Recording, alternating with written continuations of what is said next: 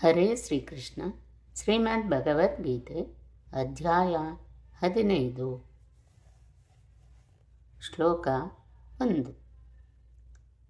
ಶ್ರೀ ಭಗವಾನುವಾಚ ಊರ್ಧ್ವಮೂಲಮಧಃ ಶಾಖಂ ಅಶ್ವತ್ಥಂ ಪ್ರಾಹುರವ್ಯಯಂ ಛಂದಾಂಸಿ ಯಸ್ಯ ಪರ್ಣಾನಿ ಯಸ್ತಂ ವೇದ ಸ ವೇದವೇತ್. ಈ ಶ್ಲೋಕದ ಭಾವಾರ್ಥ: ಭಕ್ತಿಯೋಗದ ಚರ್ಚೆಯ ಅನಂತರ ಯಾರಾದರೂ ವೇದಗಳ ವಿಷಯವೇನು ಎಂದು ಕೇಳಬಹುದು.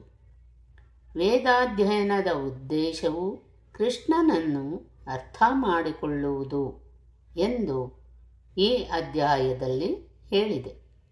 ಆದ್ದರಿಂದ ಭಕ್ತಿ ಸೇವೆಯಲ್ಲಿ ನಿರತನಾಗಿರುವವನು ಆಗಲೇ ವೇದಗಳನ್ನು ತಿಳಿದುಕೊಂಡಿದ್ದಾನೆ.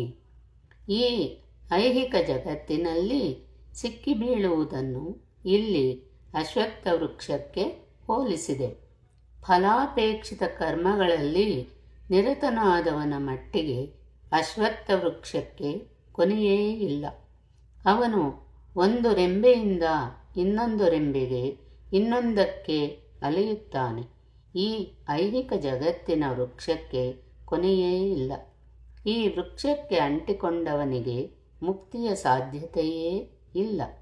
ಮನುಷ್ಯನು ಮೇಲೇರಲು ರಚಿತವಾಗಿರುವ ವೇದ ಮಂತ್ರಗಳನ್ನು ಮರದ ಎಲೆಗಳೆಂದು ಕರೆದಿದೆ.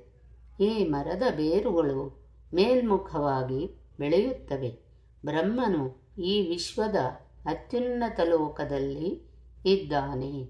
ಈ ಮರದ ಬೇರುಗಳು ಅಲ್ಲಿಂದ ಪ್ರಾರಂಭವಾಗುತ್ತವೆ. ಅವಿನಾಶಿಯಾದ ಈ ಮಾಯೆಯ ವೃಕ್ಷವನ್ನು ಮನುಷ್ಯನು ಅರ್ಥ ಮಾಡಿಕೊಂಡರೆ ಅದರಿಂದ ಹೊರಕ್ಕೆ ಬರಬಲ್ಲ.